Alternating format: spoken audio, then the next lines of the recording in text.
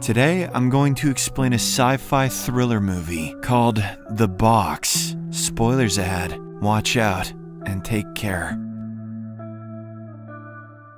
The movie begins as the deputy director of the National Security Agency, or the NSA, receives a classified note from the CIA. It reveals that Arlington Stewart, a NASA employee who was struck by lightning, has recovered incredibly fast from his severe burn wounds. Stewart is now making several strange devices and delivering them to private residences. 5 months later, in Virginia, Arthur and Norma Lewis are woken up early in the morning when someone rings their doorbell. As Norma, who has a disfigured right foot, gingerly gets to the door, she sees a black car driving away through the peephole. She then opens the door and notices a plain brown box left on their porch. Later, the husband and wife open it while having breakfast with their son Walter. They find a wooden box with a button, but it can only be accessed through a key. There's also an envelope with a note that says that Mr. Stewart will call them at 5 p.m. The family doesn't know anyone with that name, so they just get on with their day. Shortly afterwards, Walter and Norma arrive at elite boarding school. The little boy studies in grade 5 while his mother teaches literature to high school students. However, that afternoon, Norma gets bad news that makes her anxious. The principal tells her that they will no longer provide any faculty discount for her son's tuition fees. He tries to elaborate on this decision, but suddenly his nose starts bleeding. Norma gives the principal a tissue paper and tries to be understanding about the whole affair, but deep inside, she is greatly worried as her family is already living paycheck to paycheck. Meanwhile, Arthur goes to his job at NASA, where he works in the optics department. He was a key member of the team involved in designing the camera for the Viking Mars probe, yet his family is living paycheck to paycheck. He is also working on a personal side project, trying to create a prosthesis for Norma's foot. Suddenly, the director of the optics department, Cahill, hands him a letter from the astronaut division. It is revealed that Arthur had applied to go to space, which is a lifelong dream of his, but he is devastated to learn that it is a letter of rejection. It states that he failed the psychological exams, despite acing every other test. When Norma returns home that evening, she receives a visit from Mr. Arlington Stewart. He is a tall, sharply dressed man, but one side of his face is messed up due to burn wounds. The gentleman hands Norma the key that opens the lid of the box. Furthermore, he gives her an offer. If she or her husband presses the red button, someone they don't know will die, and they will receive $1 million in return. As proof of his intentions, Stewart gifts her a crisp $100 bill. He then details the rules of his offer. He cannot disclose any information about the identity of his employers, while Norma and her husband aren't allowed to discuss the details of this with anyone. After giving her 24 hours to make a decision, Stewart quietly leaves the house. A few hours later, Arthur, whose lifelong dream is now over, returns home defeated. The husband and wife share the bad news they got at work before turning their attention towards the box. Norma reveals about Stewart's visit and every other thing that the stranger told her. Arthur then inspects the box closely and even manages to open its base. To their surprise, it is completely empty inside, devoid of even the most basic electronics or wiring. This makes them wonder how someone could know if the button gets pressed at all. Nonetheless, the couple also realize that if they don't decide quickly, they could soon be in deep financial trouble. The next day, one of Arthur's co-workers, Jeffrey Carnes, receives a troubling call from his wife. She reveals that she saw a woman being kidnapped while she was in a grocery store. Jeffrey, who is being watched by someone from afar, tells her to go home and lock all the doors. On the other hand, Arthur returns home from work that evening and confirms that the $100 bill given to him by Stewart is real. He and Norma then sit down to determine what they should do next. Their financial problems are mounting up, and Norma simply pushes the button on impulse. I don't care if someone dies. My astronaut husband is Poe. Seconds later, in another part of the city, cops arrive at a house to investigate reports of a gunshot. They find a dead woman in the living room, while a little girl is locked in the bathroom. Meanwhile, Stewart arrives at the Lewis's household and gives them a suitcase with the $1 million.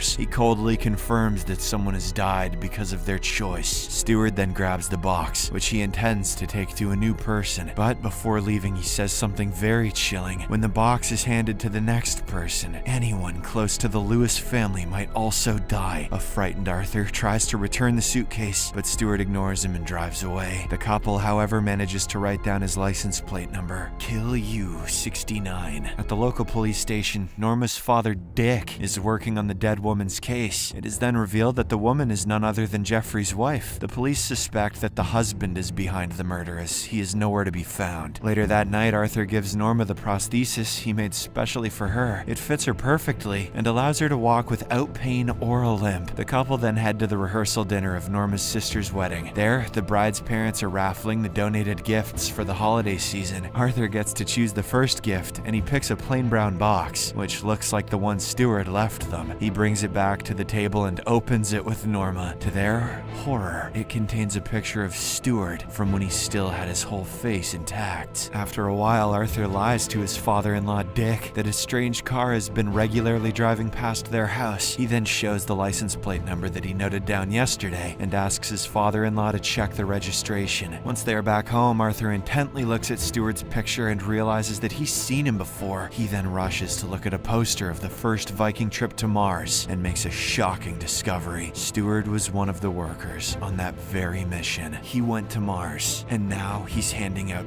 buttons. The next day, Stewart calls Norma to warn her about possible consequences of trying to investigate him, but she still wants to meet him in person, and he responds that he's in her backyard. Norma immediately turns around and sees a random man outside, staring at her with an open mouth. Stewart then hangs up on her, and it is revealed that he is at a hidden office behind NASA's wind tunnels. In the meantime, Arthur visits Dick at the police station and comes to know that Stewart's car actually belongs to the NSA. He is trying to process this information when he hears his father-in-law talking about a murder that took place at the same time Norma pressed the button. Arthur, who is desperate to find any clues, asks to be taken to the crime scene. Soon afterwards, they reach Jeffrey's house, where Arthur finds a picture of Stewart on the table. There is also a small booklet called Human Resource Exploitation Manual with a call number written on it. A call number is a unique address that points where the book is located in a library. So Arthur steals the booklet while Dick is busy elsewhere. Elsewhere, Norma is shopping with her mother when a random woman approaches them. The stranger tells Norma that NSA is letting him do it, that NASA can't stop him, and that the subjects are all happily married young couples with a child. The stranger also gives her a note with a series of numbers before passing out with a bleeding nose. A shocked Norma looks at the note and realizes that it contains a call number from Richmond Library. In the next scene, both Norma and Arthur separately go to the library, following the clues that they got. Her call number leads her to a film roll that contains video recording from NASA. Turns out, the footage is from the launch of the first Viking Mars probe, where Stewart was struck by lightning. There's also a clip of him attending a press conference right before the tragedy. After watching the whole video, Norma is guided by two women to a huge hall where Stewart seems to be waiting for her. He tells Norma that since he got struck by lightning, he's been in communication with alien life forms. He also wants to know what Norma felt the first time that she saw his disfigured face. Norma answers that she felt love because she knows how much pain disfigurement causes in someone's life. At least she can keep her foot hidden while Stewart has to carry his half-burnt face openly. Norma adds that she would never feel sorry for herself again. Surprised by her words, Stewart extends his hand towards her. Norma lovingly grabs it. I love you, space alien, burnt face, red button pressing man. But immediately falls unconscious. On the other hand, Arthur's call number leads him to a book that contains a newspaper article about a NASA employee who was struck by lightning. As soon as he finishes reading it, a group of people guide him to the library's reception, where Stewart's wife, Clymene,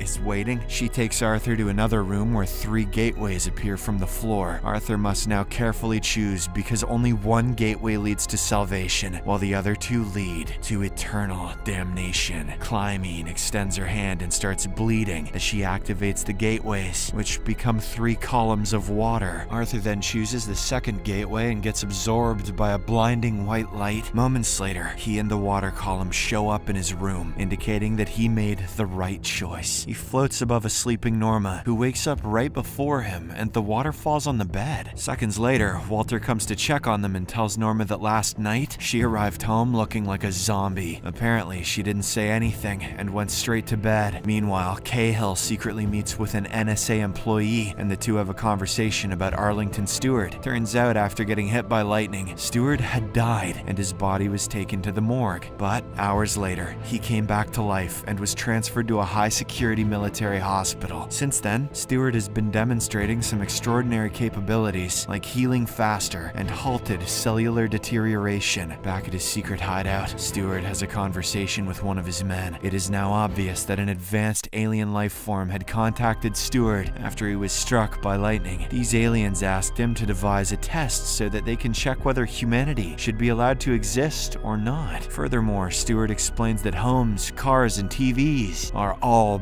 boxes. In fact, he argues that the human body is also a box for the soul. That is exactly why he chose a box for this test of humanity's future. This movie was a follow-up by the director of Donnie Darko, and it seems the poor man was struggling. This test can only be passed when enough people refuse to press the button, choosing to work for the greater good rather than their own personal benefit. It is also revealed that Stewart's men are preparing for another test in Massachusetts. Later that night, the Lewis family goes to her sister's wedding. Arthur and Norma dance, and he describes his experience in the library as a warm embrace, neither here nor in the afterlife, but something in between. But as he is talking, he suddenly begins to feel nauseous and goes outside for a breather. Seconds later, Jeffrey arrives at the spot and points a gun towards Arthur. He begins muttering senselessly, saying it's too late for him, but he can still save others. He then forces a confused-looking Arthur to get in a truck with him. Meanwhile, Walter and Norma notice that Arthur is missing and rush to find him, but a group of men arrive out of nowhere and kidnap them both. In the truck, Jeffrey shows Arthur some classified files that document Stewart's actions after he came back from the dead. It is revealed that Jeffrey had undergone the same box test that Arthur is currently going through. Jeffrey ultimately had to kill his own wife for the sake of his daughter, who had been abducted by Stewart. Shortly after, the truck comes to a stop when Jeffrey sees a man dressed as Santa Claus blocking the road. Then Snoopy and Charlie Brown come out and start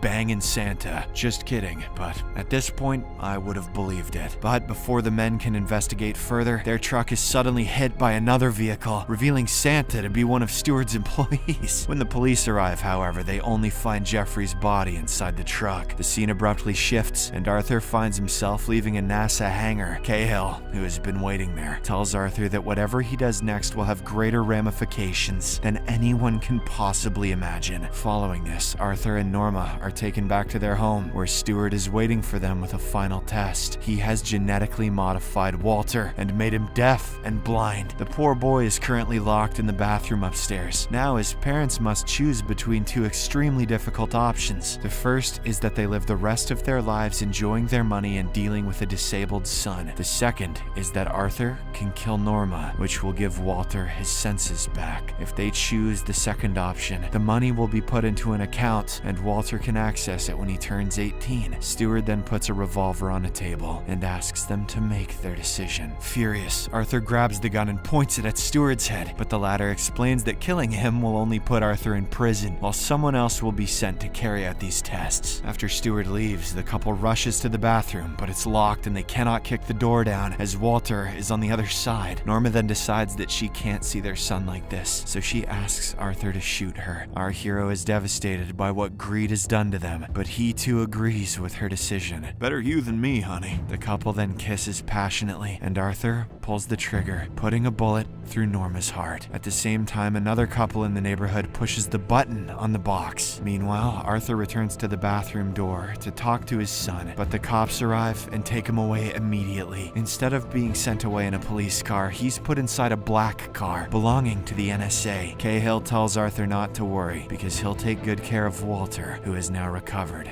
his senses. As the movie ends, Stewart retrieves the box from the other family's house, ready to hand it out to someone new.